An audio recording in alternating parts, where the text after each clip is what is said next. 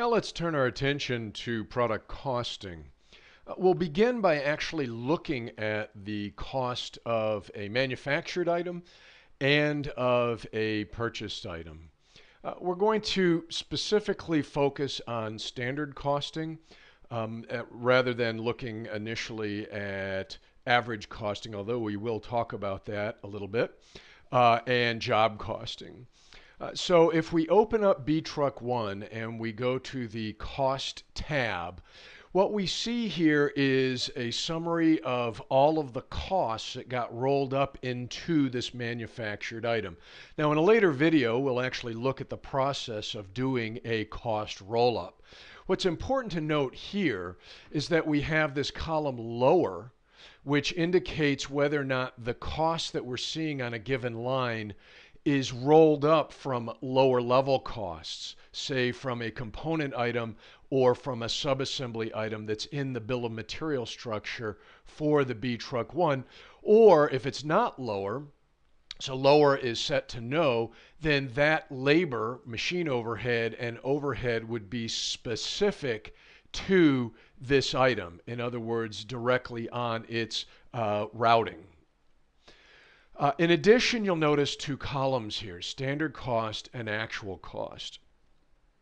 The standard cost, in this case the total $2.57, is what is used every time the B truck, the blue truck, is posted into or out of inventory.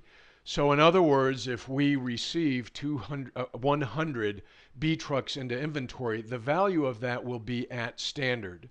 So that would be $257 worth being debited into the inventory asset account. Likewise, if we took it out of inventory, perhaps issuing to shipping for 100 units, that would be at standard cost $257 worth of inventory that would be credited to the inventory asset account. The actual cost then is something that we use, I think of it as a management cost. Because on a nightly basis, if you're using X-tuple connector, certainly on a weekly basis, you should schedule an actual cost roll-up. Again, we'll see that process in a later video. What this will do then, and you'll notice that these two numbers differ, is this will capture any of the changes that may have been made to a routing at a lower level or directly on the blue truck, to a labor rate, maybe a standard labor rate change, an overhead percentage change. Maybe the bill of material changed, so rather than using one grade of paint, we're using a different grade of paint and it has a different cost. We'll actually see that change occur in the actual cost when we do an actual cost roll-up. So it's actually a good idea to do actual cost roll-ups on a regular basis. The standard cost, though, is normally set annually or quarterly, and that's what's actually used to transact inventory, value of inventory in and out of our financial statements. Please note that any kind of variances to standard cost, whether on a manufacturing order or if it's a purchased item, if the purchased price is vouchered to a price different from the standard cost, which is almost always going to be the case, that value will go to a purchase price variance account. We saw that if you watched an earlier video when we set up the cost categories for items. And on the manufacturing side, the difference between our actual performance on a specific work order relative to the standard cost goes into a GL account called the inventory cost variance. So just because we're using standard costs doesn't mean that we're not capturing those differences. In fact, we're capturing them immediately. And so those two GL accounts, purchase price variance and inventory cost variance, allow us to see the difference that changing costs are having on our bottom line immediately. Average cost will do the same thing, but because an average smooths things by definition, statistically by definition, the impact of changing performance in manufacturing or changing commodity prices will not be seen immediately. That will be smoothed out by definition over time if you're using average cost.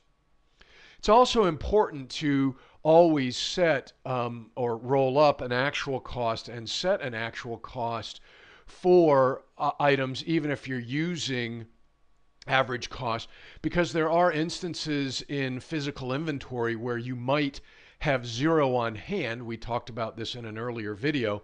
And yet in a cycle count or a full physical, you found some quantity on hand. Well, if you have zero on hand for an average cost item, that means your current average cost is zero.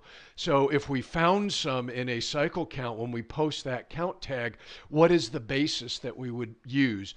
And we saw in the setup for the inventory module that we can tell Xtuple, hey, if we have zero as the average cost, but we're posting a count tag, go ahead and use the actual cost. So it's still important to maintain actual cost, even if you're in an average cost environment. Let me just briefly pull up a different item here, and that's going to be a purchased item, which is W body, if I can actually find that. There it is. Whoops, I opened the wrong item. Sorry about that. W body, purchased item, and we notice that we have no cost set. So for our purchased items, the first time that we set one of these, we would click New, and then we would at a minimum define the costing element material, and we would post that through to standard. Now, in a moment, I'm going to show you something referred to as a user-defined costing element. And in this case, we have one called special handling. Now, this is optional. At a minimum, we need to set a material costing element value for a purchased item. But if we choose to, we can create our own not special, but costing elements and give them whatever name we choose. It may be that we create one for perhaps the shipping costs. So the cost that for a purchased item that the shipping costs make up of the overall cost of that item. So you can do that as well. Be careful, because when you voucher a purchased item that has more than the material costing element, if you're familiar with vouchering, you can no longer just simply say distribute the cost to the material costing element, because there would be more than one. And so the person doing the vouchering must make a determination as to how much of the cost on that voucher line goes to material and how much of that might go to a user-defined costing element like transportation, as an example. Okay, so that's a quick snapshot of costs in the item master.